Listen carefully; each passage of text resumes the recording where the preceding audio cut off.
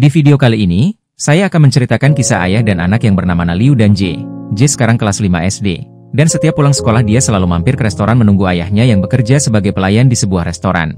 Semenjak istrinya meninggal beliau harus mengurus J seorang diri. Setelah sampai di rumah, Liu sedang asik main saksofon, tiba-tiba ada wanita cantik datang menagih uang sewa kontrakan. Namanya Lin. Lin menawarkan kios baru milik bosnya yang berlokasi di pinggir jalan. Dulu Liu sempat bilang mau buka usaha salon. Kenapa gak coba sewa kios itu aja? Namun sayang Liu belum punya modal. Setelah Lin pergi, Liu bilang pada J, daripada kita ngontrak terus mending beli kios saja sekalian meski gaji ayah kecil, tapi kalau kita sabar menabung kita pasti bisa punya kios sendiri. Mendengar itu J sangat senang. Dari dulu dia ingin buka salon impian almarhum ibunya yang belum sempat diwujudkan. Besok paginya pas baru bangun, J langsung menghitung hari, dia tidak sabar ingin cepat-cepat punya kios. Ketika pulang sekolah, J diganggu 3 temannya yang mengejek ayahnya miskin. Dia hanya bisa diam menahan kesal. Malamnya, J menemani sang ayah menghadiri acara pesta pernikahan adiknya. Selesai acara karena kebanyakan minum, Liu mabuk parah. Liu memberitahu bahwa ayah baru aja dapat pinjaman dari adiknya. Bukan hanya untuk modal usaha dan beli peralatan, tapi uangnya juga cukup untuk membeli kios. Mendengar kabar itu, J senang, sebentar lagi mimpi keluarga kita bisa terwujud. Keesokan paginya, waktu sarapan, J dan Liu diskusi membahas kios mana yang akan mereka beli. Liu akan coba menanyakan Lin soal kios milik bosnya yang kemarin dia tawarkan, siapa tahu masih kosong. Malamnya sepulang kerja, Liu ingin membelikan sepeda untuk kado Natal G. Saat mampir ke toko sepeda, pemilik toko cerita sekarang harga tanah udah naik. Jadi juragan tanah menaikkan harga jual kiosnya sampai 2 kali lipat. Liu pun kaget. Sepulang ke rumah saat melihat berita kenaikan harga tanah, Liu terdiam lemas, dia bingung gimana caranya menjelaskan ke J kalau uang untuk beli kios kurang. Keesokan harinya, sepulang sekolah hujan saat sedang neduh di warung, J ketemu kakek-kakek naik mobil mewah. Ternyata dialah juragan tanah yang bernama Si atau biasa dipanggil kakek bos. Dia sultan kaya raya dan orang paling dihormati di kota itu. Saat melihat J kehujanan, kakek kasihan lalu memanggilnya masuk ke mobil. Di jalan pulang, kakek bercanda pura-pura ingin menculik J. Malam hari di rumah ketika sedang makan, J cerita ke ayah soal kakek tua tadi. Pas tahu itu, kakek bos beliau memberitahu dia adalah juragan tanah paling ditakuti di kota ini. Orang-orang sering menyebutnya dengan julukan Old Fox atau sang rubah tua. J pun kaget. Meski berat, Liu terpaksa harus jujur, sebenarnya kita tidak jadi membeli kios karena ekarang harganya 2 kali lipat dan mau tidak mau kita harus bersabar menabung lagi sampai uangnya cukup. Mendengar itu J pun sedih. Besoknya sepulang sekolah, J berpapasan dengan kakek bos di warung kemarin. J langsung menghampiri dengan polos. J bilang dia gak takut sama kakek, dia juga sudah tahu siapa sebenarnya. Melihat keberanian J itu, kakek justru kagum lalu menyuruhnya masuk mobil. Di jalan kakek menjelaskan dia tahu semua yang terjadi di wilayahnya, bahkan dia juga tahu kalau J sering dibully. Kakek pun mencoba mengajari gimana caranya melawan balik. Kuncinya adalah informasi. Jika tahu kelemahan lawan, maka kita bisa dengan mudah membuat lawan tunduk tanpa harus pakai fisik.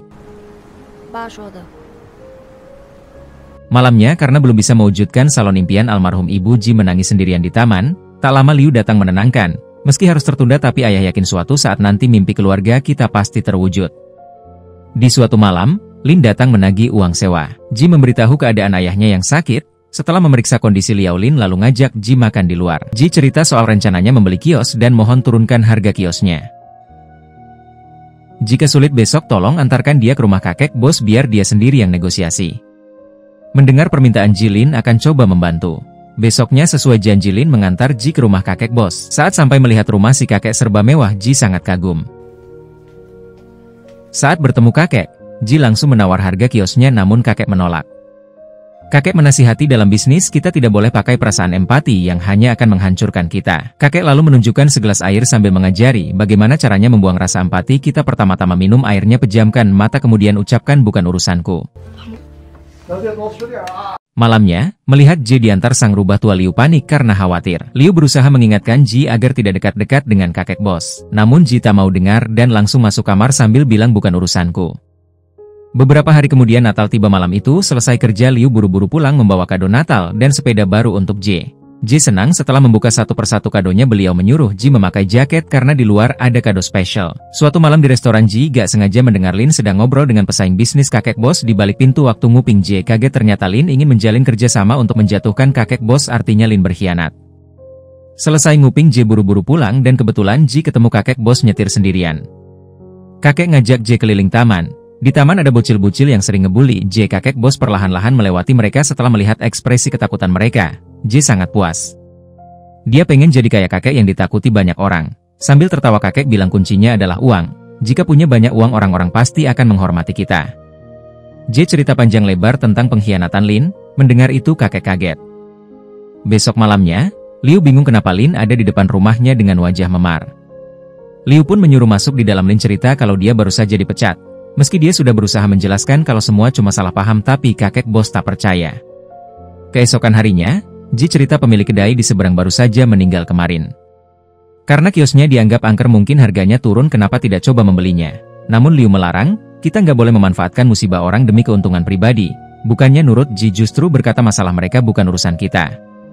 Siangnya tanpa persetujuan ayah, Ji tetap meminta kakek bos menurunkan harga kios angkernya. Saat sedang nunggu di depan warung, Ji tidak sengaja ketemu 3 bocah pembuli. Dengan percaya diri, Ji menghampiri lalu mengancam, kalau tidak mau kena masalah jangan pernah macam-macam sama dia lagi. Semua langsung lari ketakutan. Karena kama nunggu, Ji pergi ke pabriknya kakek. Sesampainya di pabrik, lagi-lagi kakek tetap tak mau menjual kiosnya dengan harga murah. Ji malah nangis, lalu kakek ngajak ngobrol di kantor. Setelah tenang, kakek bilang dia pernah bertemu ayah Ji dulu saat sedang ke rumah sakit. Kebetulan kakek satu lift dengan Liu dan istrinya. Waktu itu Ji baru lahir, namun selama di lift Liu terlihat berusaha menutupi kebahagiaannya agar tak menyakiti hati, karena di hari yang sama ibu kakek baru saja meninggal dunia. Padahal kakek enggak cerita sama sekali, beliau sangat peka seperti tahu apa yang dirasakan orang di sekitarnya. Dari belakang melihat sikap kepedulian Liu, kakek hanya terdiam. Selesai cerita, kakek bilang sifat ibunya dan sifat Liu sama-sama terlalu peduli pada perasaan orang lain. Baginya itulah sifat seorang pecundang. Karena sudah malam, kakek mengantar Ji pulang. Di jalan kakek cerita dulu ibunya adalah seorang pemulung, tapi walaupun terlahir di keluarga miskin bukan berarti kita tak bisa merubah keadaan. Semenjak ibunya meninggal, kakek terus bekerja keras dan membuang jauh-jauh sifat empatinya. Di tengah obrolan seketika kakek teringat masa kecilnya saat masih miskin sama seperti J. Dulu dia juga selalu memohon belas kasihan orang lain untuk bisa dapat tempat tinggal. Setelah teringat kenangan pahit itu, kakek menghentikan mobilnya. Kakek di situ sadar dia dan Ji memiliki kesamaan, sama-sama dendam pada kemiskinan. Namun saat Ji bilang kalau sudah besar nanti dia nggak mau jadi seperti kakek, kakek langsung terdiam. Ucapan Ji barusan sama persis seperti ucapan almarhum putranya dulu sebelum meninggal. Di momen itu sang rubah tua akhirnya sadar betapa brengseknya dia selama ini. Sebelum berpisah, kakek memutuskan berubah pikiran. Dia setuju menurunkan harga kiosnya untuk Ji. Ia janji besok akan membicarakannya dengan Liu. Mendengar itu Ji kaget. Ji menangis sambil menulis pesan di kertas untuk ayah bertuliskan, akhirnya cita-cita ibu terwujud. Keesokan harinya sesuai janji, kakek bos datang menemui Liu. Kakek bilang dia baru saja mengusir keluarga pemilik kedai dan sekarang kiosnya sudah kosong dan Liu bisa membelinya dengan harga murah. Tapi Liu menolak, ia justru memohon agar kakek membiarkan keluarga pemilik kedai tetap menempati kiosnya. Ia tak ingin keluarga itu sedih, apalagi ayah mereka baru aja meninggal. Mendengar Liu, kakek tersenyum kagum. Beliau yang selama ini dia kenal sama sekali tak berubah, selalu peduli pada orang lain. Sepulang kerja, ketika tahu ayahnya menolak tawaran dari kakek, Ji marah dan pergi dari rumah. Ji menangis sendirian. Tak lama kemudian Liu datang mencoba menenangkan. Setelah mendengar semua penjelasan ayah, Ji pun mengerti dan mau menerima keputusan ayah. Puluhan tahun berlalu, kini Ji terlihat sudah dewasa dan jadi orang sukses. Ji sekarang punya bisnis properti, namun berbeda dengan pebisnis properti lain yang berlomba-lomba membangun perumahan elit. Bisnis properti G ini justru malah membangun rumah-rumah murah untuk warga kurang mampu. Pagi itu saat sedang rapat, rekannya protes kenapa setiap membangun perumahan murah J juga selalu membangun sekolah gratis di dekatnya. Kalau begini terus keuntungan kita jadi kecil dan investor akan marah-marah. Mendengar itu sambil meminum segelas air, J berkata bukan urusanku. Begitulah akhir cerita Ji. Terima kasih teman-teman yang sudah menonton video ini. Sampai bertemu lagi di video selanjutnya.